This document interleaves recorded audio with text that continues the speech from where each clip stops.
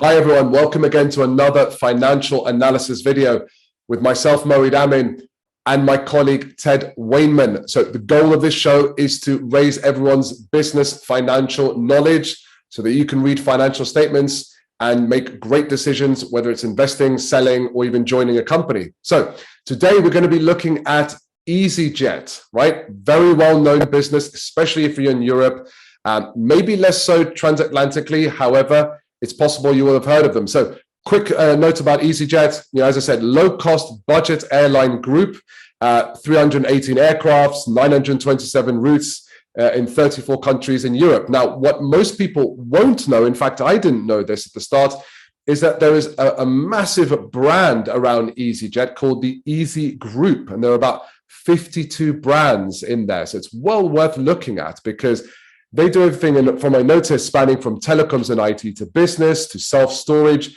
even peer-to-peer loan services, even things like pet travel as well. So I thought that was very interesting. So after this video, do have a look at those brands just to get a good sense of this business. Now, this company was requested by one of our viewers, and about 95 to 98% of the videos and the companies we analyzed actually comes from requests from you, our viewers. So do leave a note in the comment section if you want to request a company that you're interested in, and we'll analyze it for you. So T. Mohammed, here is your video, as well as Alibaba. Actually, we also analyzed that company earlier on, so you can check back on that. So before we dive into the finances, just a quick note on the share price. We'll come on to that later on, so stick around for that. But if you invested in 2000, which was when they floated, you'd be sitting on about a 92% profit or increase of your investment. Not a lot when you think about it. There are some companies out there where we've looked at, they're at 2,000, even 3,000%. In the last 5 years, your investment would have gone down by 43%. And then last year, your investment would have gone down by 35%. So stick around for a bit more detail around that and the context after we've looked at the financial analysis. So over to you, Ted. Let's dive into the financial statement and help our viewers analyze the finances of this well-known company. Excellent. Good to see you, Moeed. Thank you very much indeed. Yes, welcome to everybody. Don't forget to like, share, and subscribe. So I think you have to do that and sort of go click on that subscribe button down there. Don't forget to like the video. Do share it with your colleagues. Let us grow the channel. And as Moeed said, we're looking to educate as many people as possible in the language of business finance. So here we have the annual report and accounts. Now, the annual report and accounts for EasyJet. This is the annual report and accounts 2021. Fast-tracked the recovery. So you remember they suffered obviously in the pandemic. These numbers are available on their website. And if you look through this document, this annual report, you will find a huge amount of information about who they are, what they do, their strategy, the challenges they've had, and how they are dealing with those strategies, and who the board of directors are, etc., etc., etc. But in this particular video, we are concerned with the financial numbers. So we're going to scroll, and you'll notice we've gone over halfway. We still haven't hit the numbers. We're still on board incentive plans here, and we're finally getting down to the numbers about here. So here is the income statement, consolidated income statement. So this is everybody in the Easily group. Now, I think this is the EasyJet group rather than the wider group that Moeed was mentioning, but I'm not absolutely certain about that. So here we go. Revenue, top line revenue, we can see in 2021 revenue 1.5, so we're in pounds in millions, so it's 1.5 billion, which is half of the previous year. So these guys have taken a massive hit. Now, this is the year ended September. So if you remember, September 2020 will include September, October, November, December, January, February, well, basically 5 months of normal revenue, and then certainly here in the UK, the lockdowns all started to take effect in March, and that's really where these guys would have seen a big hit. So you've got kind of 5 months of normal revenue, and then whatever the rest is, so doing his maths, 7 months of kind of not normal revenue, of big lockdown. So, you know, they're still struggling to come out of this. You know, they really are not back to normal at all in the year ended 2021, as we'd expect. So there's going to be a lot of, you know, we're going to expect that to kind of increase over the in the future. We then have the costs of, now this is quite interesting here. So we've got really all of the costs of running EasyJet.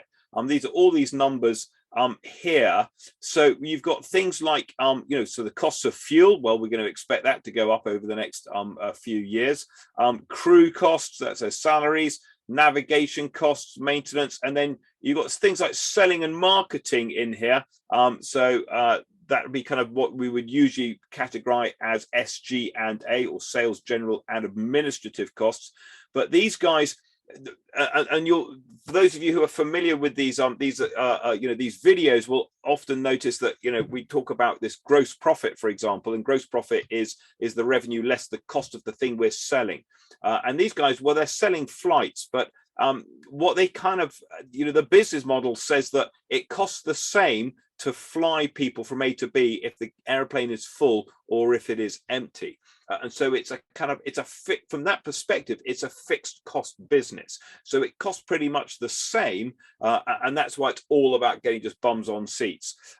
So this kind of, you know, all of these costs here are reasonably fixed. And therefore, they've kind of classified them all together. And then they get down to this, what they call EBITDA. You'll notice that there's a little kind of an extra one here, this R. I'm not actually certain exactly what that R stands for. I have to go and look it up. But EBITDA, earnings before interest, tax, depreciation, amortization, which is kind of a way of looking at controllable profit. It's the profit that we can control, because depreciation, which is kind of the cost of writing off aircraft, and amortization, which is basically depreciation by another word. We amortize intangible assets, things we can't touch, like intellectual property rights and licenses. So depreciation on their aircraft, there it is. And then you've got the interest, receivable and payable coming in a little bit further down. Anyway, what we're looking at here, EBITDA, which is, you know, even when we're getting down to, you know, deducting the depreciation, we've got the operating profit. They are operating at a loss. Previous year, £777 million loss. This year, it's gone to £1 billion. So these guys are taking some big hits. You know, like everybody in the airline, you may remember, we analysed IAG, who owned British Airways, not that long ago, and do have a look for that video as well if you are interested in a comparison. So here we go. We've got there's the interest. Interest payable, so suggesting that they're going to have a little bit of debt sitting on their balance sheet. We're going to have a look for that. And then they've got you know, they get a tax refund, which is nice, but they're still making a loss of nearly £1 billion in the year, up from £750 million in the previous year. I don't have a lot of historical data. I haven't done a huge amount of research back. But you know, we'd expect them to have been, you know, been profitable in the past, and we'd expect them to be profitable in the future. So, you know, these guys, it's about a survival. They've just got to survive this pandemic, bring the passenger numbers back, keep the confidence. And I have to admit, I think they, you know, I mean, you know, certainly from a passenger's experience, EasyJet was always a bit of a nightmare. But I think they've really upped their game recently, and certainly all of my flights on EasyJet, I mean, it's cheap, but it's good quality. You know, they're not trying to stiff you at every opportunity. It's very transparent pricing on the website. You know, I quite like EasyJet, I have to admit. I'm not convinced by Ryanair, I have to admit. I think the experience there is pretty dire, but then it's pretty cheap as well. But I think certainly these guys, as a low-cost airline, they're going to be nibbling at BA's heels and taking some revenue from those guys. So here, let's look at the balance sheet. Here's the balance sheet. So the assets. So we got the current and the non-current assets, if you remember. So non-current assets, these are the things we need to run the business, and the current assets are things which are cash or going to become cash soon. So just focusing on these non-current assets to begin with. Biggest number by far and away is the property, plant and equipment. And for property, plant and equipment for EasyJet, you can basically read airplanes. So that is mainly what's in there. A little bit of goodwill where they've bought other businesses, and there's really no, you know, there's not a lot of other stuff in there really to talk about. This other intangible assets will maybe be some software booking systems, maybe licenses if they've had to buy licenses to buy landing slots, for example. That'll be in there. But it's really about their airplanes and the stuff that that they need to kind of to run their airline. Further down on the current assets, trade and other receivables really small. But then we kind of expect that, because think about it, when was the last time you booked a flight with EasyJet and just said, oh, bill me, I'll pay you later? EasyJet goes, no, you book the flight, you pay now. So there'll be a few corporate companies out there who will actually have managed to negotiate fly now, pay later, but for most of us it's pay now, fly later, unless of course BA cancel your flights, in which case it's don't fly at all. That's more of a frustrated statement, Moeed, sorry about that. What we do notice here is that these guys, they got a lot of cash. These are big numbers. Okay, so there's not a lot of, they don't have any stock, they don't have any inventory, they don't have any trade receivables. They've just basically got a lot of cash. So what does EasyJet own? It owns airplanes and cash. That's basically it. That's all there is to the company. So pretty simple from that perspective. Let's go and have a look at the other side of the balance sheet, the liabilities. Here they are. So here's the liabilities. The current liabilities, things we owe and have to pay soon. We notice a couple of things. So first of all, they've got these trade and other payables. So these are the suppliers. So this might be people who supply, I don't know, the food and drink on board, or the the kind of the unloading services and all that kind of stuff. So it's all the bills that they've got to pay. The next biggest one is this number here, this unearned revenue. So unearned revenue, this is an accounting adjustment. This isn't really a liability. This is revenue they've received in this year, but they're not going to earn it until next year. So again, we'd expect to see that on people like airlines, for example, because we pay for our flights today, but we actually fly a little bit later on. So if I pay today, i.e. in this financial year that we're looking at, but I fly on their airplane and they earn the money next year, then in this year they can't show it as a sale. It's not in the income statement. It's sitting there as unearned revenue, and revenue that they will earn at a future point in time when they actually fly me. Now that's quite a big number. So if you remember, if we just go back up and just double check our sales figure, remember the sales figure was about 1.5 billion pounds. And that just tells me that they've got another 800 million pounds of sales that they've already made that's going to come through next year. Okay, now what I don't know is the extent to which that's things like vouchers, for example. So people they had their flights cancelled. These guys were very big in issuing vouchers. You may find that there's quite a lot in that, and that's actually not so good, because it means that they're going to fly these people without getting, they've already taken the revenue in. But that looks to me a pretty good number. The sales, it's all going to appear as sales next year. We've got a little bit of borrowings. And we'd expect that. There's the borrowings. You'll notice down the bottom in the long term, or the non-current liabilities, and we saw the interest that they were paying in the income statement. Well, they've got about 3.4 billion of debt, and that's why they are paying that interest. So we kind of expect that. And then also there's these two numbers here, these lease liabilities. And this is really saying they've got some airplanes, but a lot of those airplanes will be leased rather than owned. And they have to show the liability for those leases. And interesting, quite a big a provision for liabilities and charges. This is kind of stuff that we think we're going to have to pay out. So not sure what that is. It may be refunds, it may be cancellation charges. So do remember, if you are on any flight here that either starts or ends in Europe, and that flight is cancelled or delayed, you can claim compensation under, I think it's EU Directive 261. You might have to correct me on that, but certainly worth knowing. And it may be that those are kind of liabilities that they actually have to pay or set aside, just in case people do actually pursue that compensation. So if anybody's watching had their flight cancelled, worth just checking whether you are entitled to a refund, not only a refund of the ticket, but also compensation. So there's the balance sheet, or there's the income, the assets and the liabilities of the balance sheet. Down the bottom, we've got the shareholders' equity.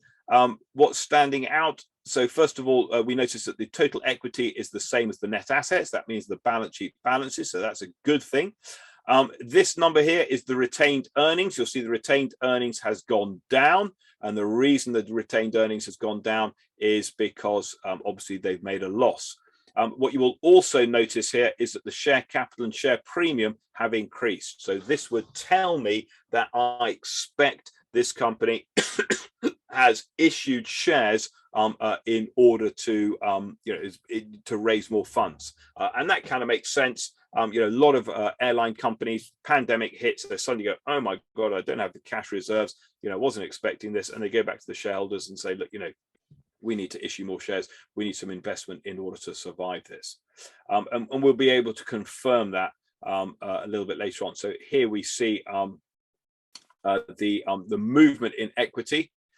So from that 960 of retained earnings through to the 111 of retained earnings, and there's the loss coming through. So the loss for the period, that's these numbers coming in here, and we also notice that there's net proceeds. There's the net proceeds from the rights issue. So the rights issue is effectively issuing shares. Now it's called a rights issue. Just as a little note, a rights issue basically means that existing shareholders have the right, not the obligation, but the right to buy those shares before anybody else, and that basically tries to avoid dilution. So if you own 25%, for example, of EasyJet, and it issues a whole lot of shares, extra shares, there's a potential that you're going to earn less than 25% or own less than 25%, and therefore through a rights issue you have the right to buy those shares in order to maintain the degree of control that you had before. Okay, so that's what a rights issue is, in case anybody is interested. So there's our movement in equity. Coming down to the cash flow. So quite interesting here. Cash used in operations, negative. So quite interesting that we've got these negative numbers. Now we'd expect that to be positive. And the reason we expect it to be positive, again, is because of the business model where, I pay for a flight today, but they actually deliver the flight tomorrow. So the fact that they've actually, experienced negative cash flows in both years really shows the impact of that pandemic. So if you live in a world where, your business model is generating cash, you might be tempted to operate with less cash than you might otherwise need. And then suddenly when the pandemic comes along, you suddenly go, I have no cash at all. And that's why they had to go cap in hand to the shareholders. So we'd expect that to come back as the business comes back, the profitability comes back. We'd expect stronger cash flows to come back as well. You'll notice here the investing activities is a positive number, and that tells me that they, rather than using money and spending it and investing it, they've been divesting. And what have they been doing? Well, if you look at this line here, this is sale and leasebacks. So what they did is that they owned an aeroplane and they went, oh, we need some cash. So one of the ways they did it is they went to the banks and they said, look, can we sell you this aeroplane and then you lease it back to us? And that gave them a lump sum of cash, £836 million. And now, where, if you remember, we saw that the lease assets sitting in their balance sheet, and that had increased. So they're still the same airplanes. It's just that EasyJet don't own them anymore. The banks own them, and the banks are now leasing them to them, and that's really helped their cash flow and allowed them to kind of raise additional funds. But even that wasn't enough in the pandemic, which is why they have had to raise additional funds, both from the issue of shares, there's the share issue, and also from the proceeds of debt financing. Now, some of that debt financing has been refinancing.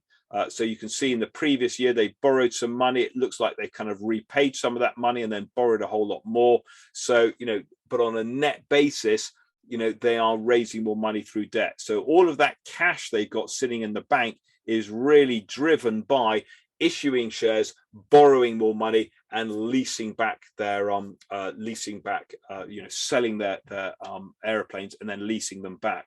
And effectively, that has given them a net increase of 1.3 billion. Okay, so just remind ourselves that this 1 billion, they lost $1 billion from their trading operations, which means that they've raised 2.3 billion through sale of aircraft and through issuing shares and issuing debt. And that's why, just to scroll down to the very bottom, we see that the cash has increased. So the cash and cash equivalents at the beginning of the year, cash and cash equivalents at the end of the year. So, again, we can see, so this company, they've kind of realized, the pandemic is a big issue. Well, it'd be pretty obvious that the pandemic is a big issue, and they've been taking some sort of fairly drastic steps in order to shore up the business, in order to strengthen the balance sheet, and to really be able to weather the storm. That's ultimately what they're trying to do here. And then hopefully the good times are just around the corner. We're back in the skies, we're back flying on holiday, but obviously these guys, they're not out of the woods yet. We think about what's going on in Ukraine, for example. People starting to use Zoom and getting familiar and comfortable with online meetings rather than having to fly everywhere. ESG and the kind of the social dilemma, the increase in the price of oil, which means that flights are going to go up, the increase in the cost of living. So maybe I can't go overseas, it's a staycation. So these guys are by no means out of the woods yet, and there are some significant headwinds for them coming up. But then no different to anybody else in the same sector. So it's not like they're experiencing anything different. And out of any airline, they look pretty well positioned. I'd sort of I'd give their balance sheet a pretty high rating in terms of the strength of that balance sheet. They're not kind of tottering on the edge and about to sort of fall over. So what does this mean for their share price? Well, let's go and have a look at their share price. Here it is.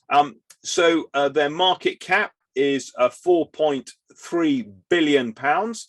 There it is down the bottom for you. There's no P ratio because there is no E, because they don't earn anything, they're making a loss.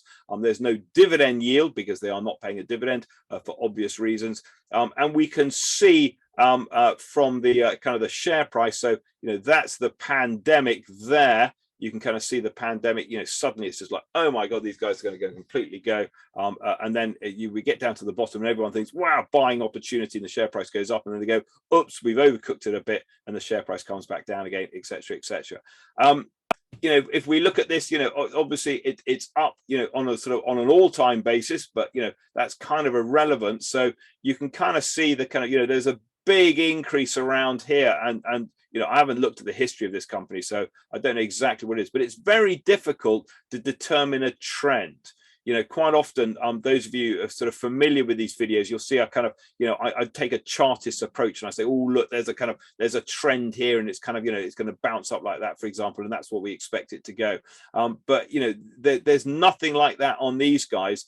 Is that a buying opportunity? Is it a selling opportunity? Honestly, I don't know. I mean, I think they've got a good brand. I don't think they're going to go anywhere. I think it's a pretty well-run company. I think they've got a nice niche because they're not British Airways, which is starting to lose its mantle and sort of drop down the kind of I don't know, the kind of the luxury scale, I guess. They're not Emirates, they're not right up at the very top there, but then they're not Ryanair, which is just cheap as chips and actually not a particularly nice customer experience. So I think EasyJet have they've got themselves into a really nice niche. They're kind of, if I could liken it to supermarkets, if BA wants to be Waitrose but is kind of dropping off that kind of Waitrose mantle, and if Ryanair wants to be Aldi and Lidl, EasyJet is Tesco. It does what it says on the tin. It's a really good experience. They'll come back. They've got a pretty strong balance sheet. I'm not convinced, necessarily that they're a buy. I'm not convinced that, I'm not sure that, I really am a big investor in airlines anyway. They're quite fickle creatures, but I think it's a nice company. They're going to be around for a long time. I think they're pretty well, pretty well run, and the finances are looking, not unreasonable, if that makes sense, Moeed. So there's my kind of my threepence worth, if there is such a thing as a threepence, sixpence worth, tuppence worth, whatever it is, on EasyJet. Yeah, good analysis. I take a different approach, right? I think. I mean, I agree with you. Airlines not an industry that I invest in. The margins are, for me, too slim. There's just too much that can go wrong in my view. But being in the Tesco middle can really hurt you in recessions or tough times, because people will either, the very rich will continue with what they have and they have the money to spend it, and a lot of people will basically just really look at their money and kind of cut away expenses as much as possible. So as you said, they either might stay at home or staycation, or if they do fly, they'll probably use someone like Ryanair, unless EasyJet can produce prices that are really competitive compared to them. So it'd be interesting to see how EasyJet performs in this unusual time. So if any of our viewers are airline industry experts, please leave a note in the comment section. We would love to hear from you. This is a community at the end of the day. We're all helping each other to raise our financial education. If there is a company that you wish for us to analyze, whether you're thinking about selling to them, investing in them, or joining them as an employee, do leave a note in the comment section making a request. Put a comment in there, because comment gives us context. Context helps us prioritize your video if it sounds interesting. So, and again, like, share, subscribe. So until the next video, thank you, Ted. Thank you, everyone else. We'll see you on the next analysis. Bye for now. Good to see you, Moeed. So I hope you enjoyed that video and found it useful and informative. Now, if you want to know more about what I do, then you can visit Talk Financials and find out about the training workshops and the clients that I work with. And the QR code is on your screen right now. If you are interested in being able to do this yourself, to do some financial analysis, there's a couple of resources. There is an online workshop. It's available on my website, or you can click on the QR code and it'll take you straight through to this online workshop where you can learn to read and understand and interpret financial information yourself. Alternatively, there is a book available at all good bookstops, particularly a very big online one, and the QR code once again will take you through to the opportunity to buy the book, and there is also a Kindle edition. Otherwise, that's everything from me. Please, please, please don't forget to like, share, and subscribe to the channel. More subscribers means that you're going to get notification about new videos coming up, and also the opportunity to ask questions. And do recommend any videos, any companies that you'd like me to analyze for you. I think we've got a couple of suggested next videos coming up. So please do take the opportunity, have a look at the other videos, and don't forget to like, share, and subscribe to the channel. And I will see you on the next video.